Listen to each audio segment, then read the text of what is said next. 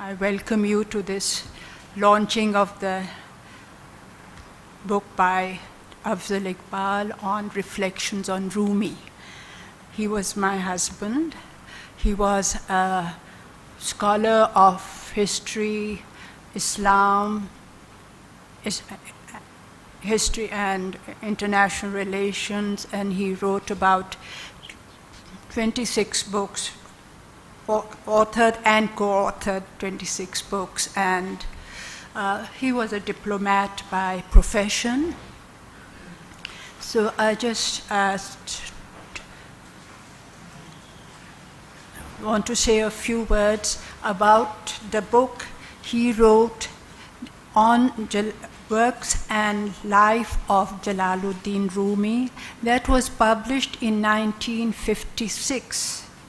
It has gone through about 8 editions in India, Pakistan, England, and United States also. So this is the first book Afzal Iqbal wrote on Jalaluddin Rumi's works and life of him.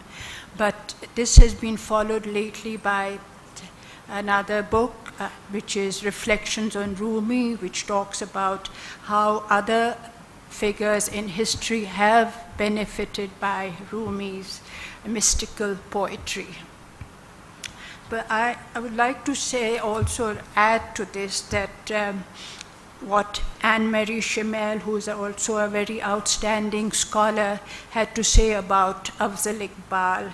She says that the book deserves our attention, for it is not only a scholarly approach to the subject, but the fruit of understanding and love of a lifetime. So we have our very able scholars today who would try to throw light on this book on Reflections on Rumi.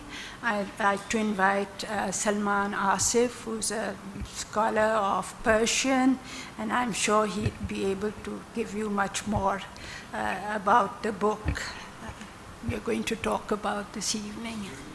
I had seen, I'd gone through this book many years ago. In fact, when I started to take interest in Rumi and trying to understand, so 2 people really helped me out. One was, of course, Anne-Marie Schimmel, who's also a very devoted lover and scholar of Rumi, and the other was Afzal Iqbal. And I'm not a scholar, let me elaborate. I'm just a very humble student, or I'm still learning from the Masnavi. But I think, as you read out from the introduction, that when this particular book actually brings out the essence of Rumi's thought and some of the very key ideas from the Masnavi. The Masnavi of Maulana Rumi, dedicated to Shams Tabriz, his guide and his sort of spiritual companion, and it then delves into some of the key themes that run across Sufi thought and Sufi principles. Some of them concern the internal sort of state of human beings. In particular, what does the heart stand for? The heart is a metaphor for all that a Sufi yearns for and possesses. The heart is a metaphor for love. It is a metaphor for the quest for seeking and reaching out to the beloved. And it also represents the problems that human beings go through in their lifespan. So if you look at some of the lines from Masnavi, where heart is time and again referred to as a mirror that gets polluted, as a mirror that gets dirty, and it is the task of the Sufi, and it is the task of the poet to keep it clean, to keep on cleansing it, because it sort of resembles the whole act of cleansing your soul and polishing it to that extent that you actually find who you are. And in finding who you are, is perhaps the ultimate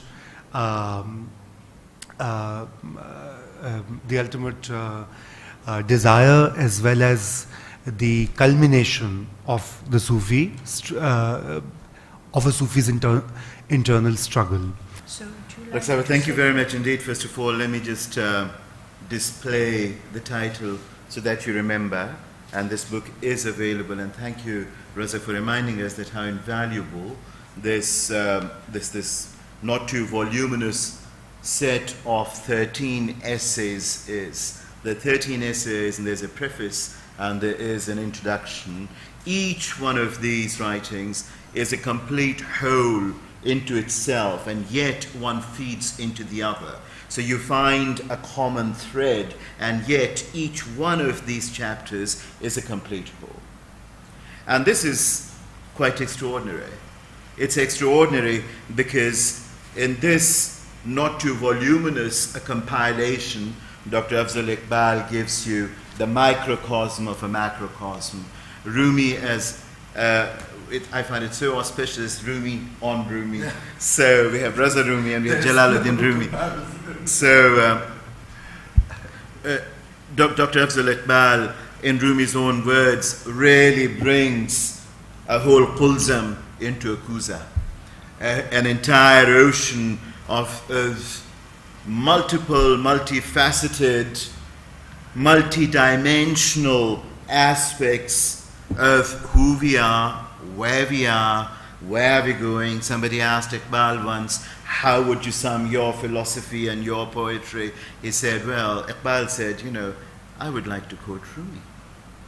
Cheest alam, cheest adam, cheest haq. What is this universe? Who am I? What is my relationship? Cheest alam, what is this universe? Cheest adam, who am I? And cheest haq, what is the truth? What is the reality of the reality? What is the truth of the truth? What is the essence of the essence? So in order to bring that out in 12 plus 1 chapters, and to also see and also to establish Maulana and Maulana's own reflection, then being, if you like, as a beacon of light taken by a diversity of other beacon holders, be it Shah Abdul Latif Betai, be it Iqbal, or be it the Musarrat Pasand Sufia of Punjab, as Raza Rumi pointed out, the Sufic tradition of Punjab. I have taken out some nuggets from it, and I'll just like to share those with you, as it were, both in Persian and English. But could I just start by saying that Rumi is foremostly a proponent, promulgator, and advocate of empowerment, of inclusiveness, of diversity,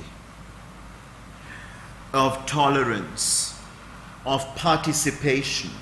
And his sense of empowerment is that you empower others, and that empowers you in return. When you empower others, it doesn't take anything away from you.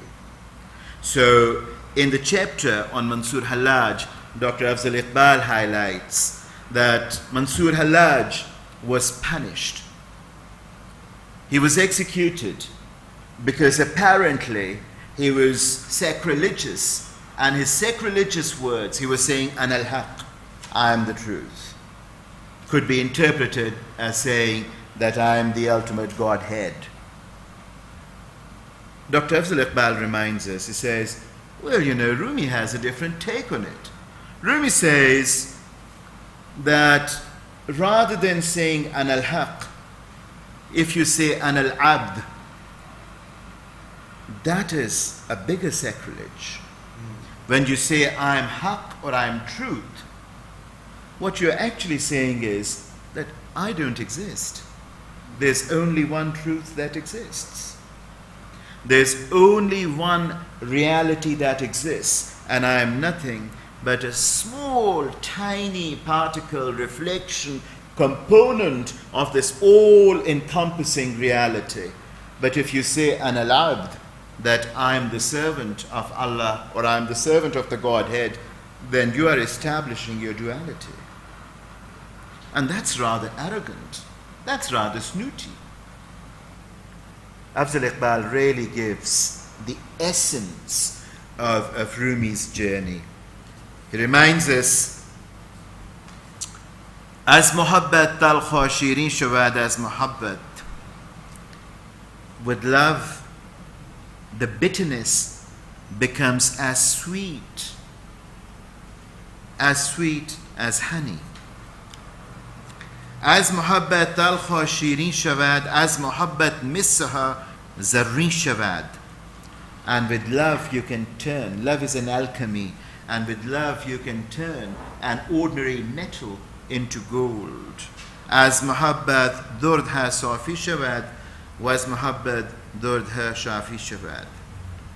And with love you can take the impurity away. So love is not just love, it's a filter. It's a filter that you use. It's a filter that you use to take the impurities away. As muhabbat khor ha gulmi shavad. With love you can turn the thorns into blossoming orchards. Was muhabbat sarkaha milmi shavad. And it's the love that turns the ordinary drink into an intoxicating, life-inducing drink. As muhabbat sajan gulshan mi shavad, bi muhabbat rozai gulkhan mi shavad. And with love you can turn your captivity into a gulshan. With love you can turn your captivity, your state of captivity, into a state of being within your own secret garden, which means your constraints become your strength, your adversity becomes your opportunity. He's a poet of opportunity, of hope. As muhabbat nar noor mi shavad, was muhabbat dev hoor mi shavad. And love turns fire, nar. It turns fire into nur. So there is the reference, of course, to Abraham. As muhabbat sangorogan mi shavad, bi muhabbat muam ahan mi shavad. And love turns stone into life-inducing, fragrant oil. And without love, even the wax will turn into solid. As muhabbat huzn shadi mi shavad, was muhabbat ghul hadi mi shavad. And with love, your adversity turns into a song of shadi, a song of happiness. Just few more. And then he reminds us, Shad bash ay ishq, khush sadai ma. He talks to love. He says, oh my madness, oh my insanity. People see me a little bit of mad and a little bit of a weirdo. But my weirdom, my insanity, my craziness, my this bohemian pursuit of love, that's the faculty that I'm most proud of. Ay tabib jumla hoy illat hoyama. People think I am mad, but this state of ecstasy that I am in, this state of ecstasy is my tabib, is my Messiah, is the elixir. Ay tabib jumla illat hoyama. All my shortcomings and all my illnesses have one elixir, and that's my insanity, my madness, my crazy pursuit of the truth, and my complete consummation in love. عشق آن زنده گزین کو باقی است و از شراب جان فضای ساقی است. And he says, all you need in your heart is love. You don't need anything else. जो भी कुछ है मोहब्बत का फैलाव है.